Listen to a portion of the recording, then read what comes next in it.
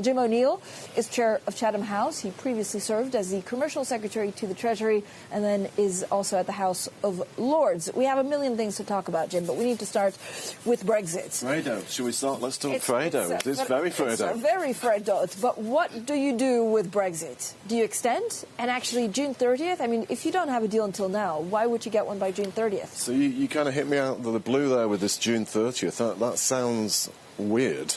Because of obviously the EU elections, I can't imagine why the EU would want to agree with that unless there's some very little clever wrinkle that somehow means we can pretend it's the 23rd of May, but it's June 30th, because otherwise it's weird. My answer, it seems to me where we are, the likelihood of a long extension has risen quite a lot in the last week. OK, but do we have to actually ask ourselves why Theresa May is doing all of this? Does she want to blame the EU for crashing out? Does she want to blame Jeremy Corbyn for not being able to pass the deal?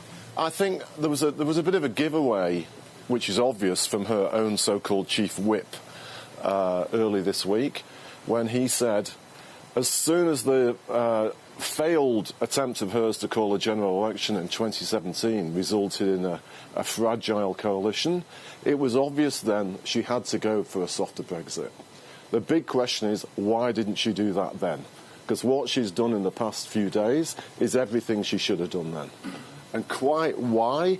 It's probably because she has thought she could scare her really crazy Brexiteers into falling into line, and they haven't. That's so what I want you to she has to get down to reality. I want to speak right now. I want you to speak, Lord O'Neill, to the crazy Brexiteers. We spoke to Roger Boodle of Capital Economics, writing in the Telegraph yesterday. They seem in retreat, but I just refuse with my foreign take to say leave has left. What do the leave people do right now and in the coming 2 weeks? So I suspect they are plotting and are deliberately keeping quiet to see exactly how far she goes. Right. And if this talk that is around also this morning of a second referendum, I think you will see these guys making a big last attempt to cause a lot of trouble.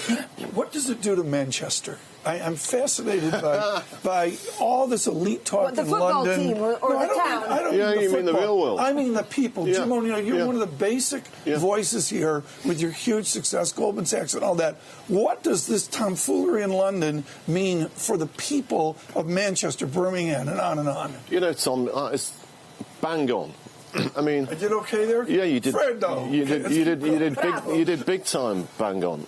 You know, a lot of English people are like, what? Just get us out of this damn thing. Even though they know now, I think there's going to be a lot of cost.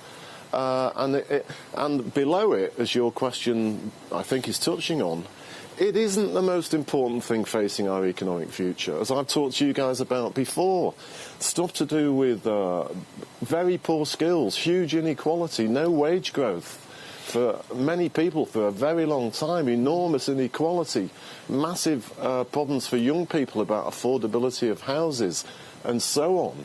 And that's what matters to people in Manchester and Newcastle and Liverpool and Birmingham and So do they want, Jim, a general election? Should they get one? I don't think British people want a general election. British people want some kind of representation in Westminster to do something that relates to their normal lives. A lot of British people think this is just some weird world that doesn't relate to us still.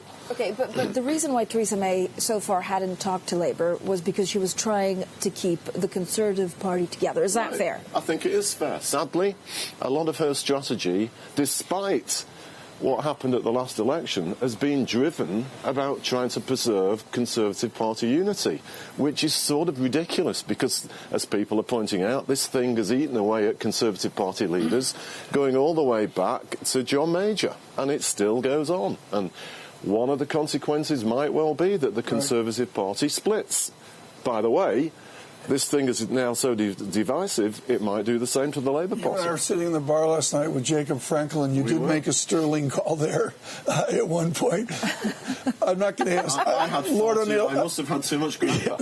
Lord O'Neill, I'm not going to ask you a sterling call, but I am going to ask you about capital flows and the dynamics of money in and out of the United Kingdom. Is that at risk? Is the normal flow of capital to London and to all of the United Kingdom at substantial risk right now?